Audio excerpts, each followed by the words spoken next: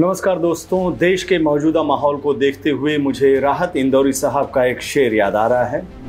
इस बरस हमने ज़मीनों में धुआं बोया है, फल नहीं आएंगे, अब शाखों पर बम आएंगे। राहत इंदौरी साहब की चेतावनी अब सच साबित होती दिख रही है।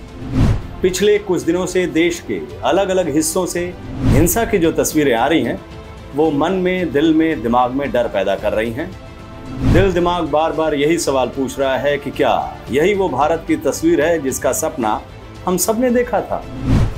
क्या हमारी आने वाली नस्लों को ऐसे ही भारत में रहना होगा जहां की बुनियाद नफरत और उन्माद होगी? इस सवाल का जवाब तलाशने के लिए चलिए आपको ले चलते हैं प्राचीन रोमन साम्राज्य के एक कलंकित प्रथा की ओर।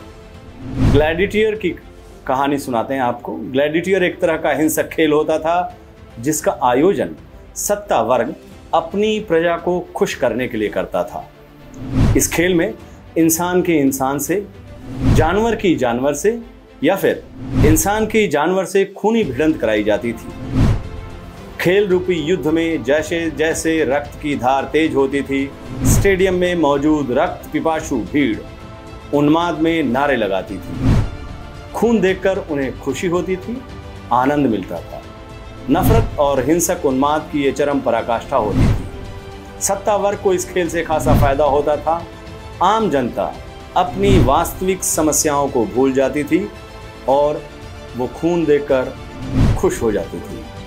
ग्लैडिएटर की इस हिंसक चाल, चेहरा और चरित्र पर नजर जमाते हुए आप अपने आसपास के आज के माहौल को देखिए, सोशल मीडिया को देखिए, देश की टीवी चैनल पर चलते हुए उन्मादी और भड़काऊ डिबेट को देखिए। हर जगह नफरत, हिंसा, उन्माद और जहरीले बोल। हम सबके आसपास एक ऐसी भीड़ जो आगजनी देखकर आनंदित होती है, जिसे खून देखकर खुशी मिलती है, बुलडोजर देखकर जो बुलंद आवाज में जहरीले नारे लगाता है। ठीक उसी तरह जिस तरह रोमन साम्राज्य के हिंसक खेल ग्लैडिएटर में भीड़ लगाती थी। अब सवाल उठता है कि आखिर ऐसा कैसे हो गया? अपना जो हिंदुस्तान शांति, सद्भाव और भाईचारे के लिए पूरी दुनिया में विख्यात था, वो अचानक आग की लपटों में कैसे घिर गया? क्या ये केवल बीजेपी की पूर्व प्रवक्ता नुपुर शर्मा के बयान का नतीजा है?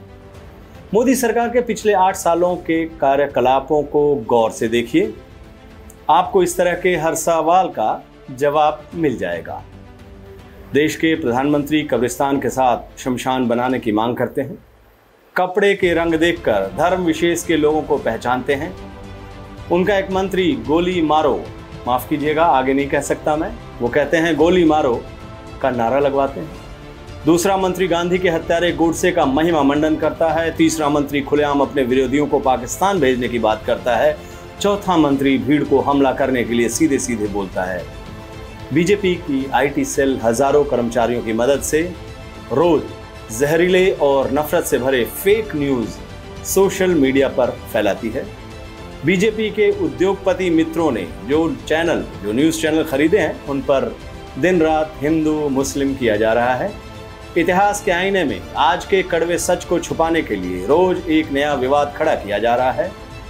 सच तो ये है कि हिंदुस्तानी आवाम को हिंदू मुसलमान में बांटने के लिए जो कुछ भी हो सकता है, वो ये मौजूदा सरकार, केंद्र सरकार कर रही है, जिसके मुखिया हमारे देश के प्रधानमंत्री श्री नरेंद्र मोदी हैं। वक्त हम जैसे लोगों के लिए निश्चित रूप से चुनौतीपूर्ण है, लेकिन हमें निराश नहीं होना है। गांधी जी का ये देश कुछ हिंसक प्रवृत्ति के लोगों के बहकावे में आकर कुछ वक्त के लिए जरूर गुमराह हो सकता है, लेकिन हमारे हिंदुस्तान की बुनियाद में शुरू से शांति और सद्भावना रही है और आगे भी रहेगी।